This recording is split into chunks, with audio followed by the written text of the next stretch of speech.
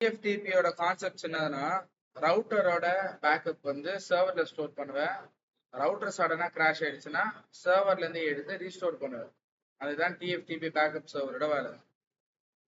So இதுல வரும்போது 2901 server 1, அதுக்கப்புறமா 291. நான் இனிஷியல் ஸ்டேஜ்ல நான் இவங்கள 2 பேரை மட்டும் தான் நான் வந்து கனெக்ட் பண்ணுவேன்.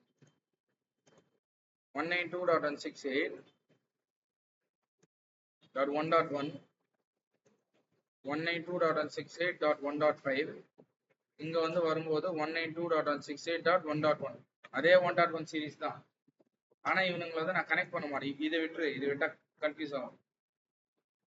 ரவுட்டருக்கு போயிட்டு இந்த கமாண்ட் லைன்ல போயிட்டு இனிஷியல் கான்ஃபிகரேஷன் வந்து நோ வந்து கொடுத்துறேன். Enable configuration terminal INT G0/0 IP add 192.168.1.1 255.255.255.0. no shut, make a connection exit. ரைட்டா? கனெக்ஷன் எக்ஸிட் கொடுத்துற பிறகு போஸ்ட் நேம் ரவுட்டரோட பேர் மாத்தினால இங்க வந்து என்ன பண்ணலாம், மேடமோட பேர் கொடுத்துறேன். பேருக்கா பிரியான்னு இருக்கா, இதுதான் பேக்கப். ஸோ பேக்கப் பண்ணல. இப்போ நான் பண்ண இந்த கான்ஃபிகரேஷனை பேக்கப் எடுக்க போறேன். டிஎஃப்டிபியில போயிட்டு சர்வர்ல வந்து நான் வந்து ஆட் பண்ணணும். சர்வர்ல போயிட்டு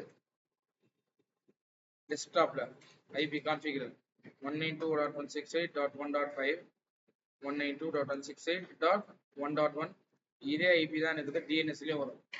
ஏன் டிஎன்எஸ் நான் கான்ஃபிகர் பண்றேன்னா டேட்டா டிரான்சாக்ஷன் டேட்டாஸ் போகும்போது மட்டும்தான் டிஎன்எஸ்ஸே நான் வந்து கொடுப்பேன். அது வரைக்கும் நான் வந்து போக மாட்டேன்.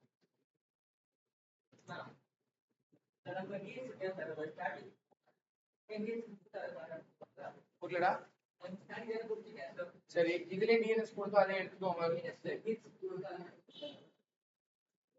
சர்வர்ல சொல்றியா? ஆமா எடுத்துக்கோ.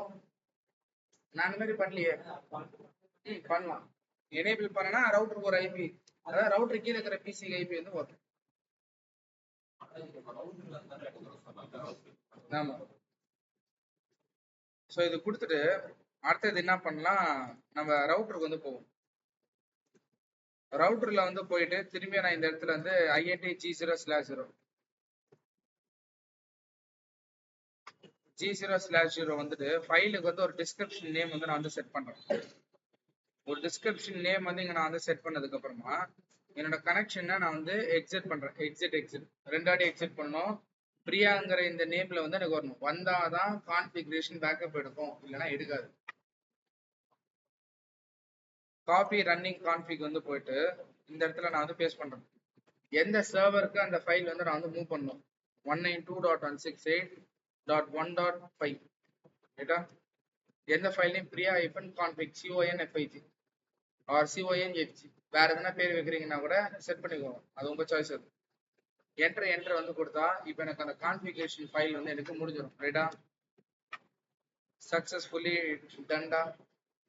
இப்போ நான் அதை முடிஞ்சிருச்சுன்னா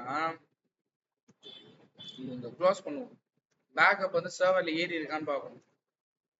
டிஎஃப்டிபி இந்த இடத்துல வந்து போயிட்டு இங்க செக் பண்ணலாமா, இங்க இருக்கா? சடனா இந்த ரவுட்டர் வந்து டெலிட் ஆயிடுச்சுப்பா, யாரும் ஒருத்தர் வந்து டெலிட் பண்ணிட்டான்.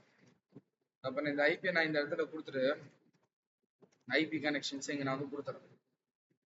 இங்கேயும் நான் வந்து என்ன பண்ணணும், same IP are different IP 2.1 கூட நான் வந்து ரன் பண்ணலாம். கான்ஃபிகரேஷன் கொடுத்துட்டு எனேபிள் கான்ஃபிகரேஷன் கொடுத்துட்டு INT G0/0 IP add 192.168.1.1 255.255.255.0 no shut, make connection exit. ரெண்டு கனெக்ஷன் எக்ஸிட் வேணும். வந்து எந்த நேம் இருக்கு, ரவுட்டர் தானே எனக்கு வந்து இருக்கு.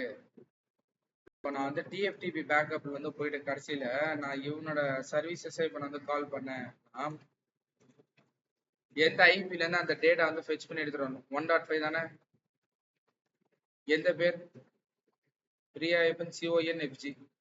இது கொடுத்துட்டு என்டர் கொடுத்தா இப்போ எனக்கு அந்த டேட்டா வந்து வரும். பிரியாங்கிற நேம் எனக்கு வந்து சேஞ்ச் ஆகும். இதுதான் TFTP பேக்கப்போட வேலை.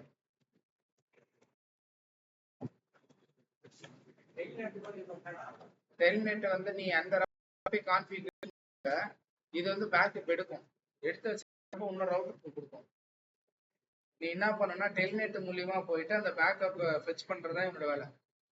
நீ டெல்நெட் மூலியமா கனெக்ட் பண்றல, கனெக்ட் பண்ணிட்டு சர்வர் கூடயோ யாரு கூடயோ நீ வந்து கனெக்ட் பண்ணிட்டு இல்ல அந்த ரவுட்டர் கூடயோ நீ வந்து கனெக்ட் பண்ணி அந்த பேக்கப் உனக்கு எடுத்துருவான்னு சொல்லிட்டு அதே டெல்நெட் கனெக்ஷன்ல தான் இந்த கமாண்ட்ஸ் ப்ராக்டிகலா நீ வந்து பண்ணுவ.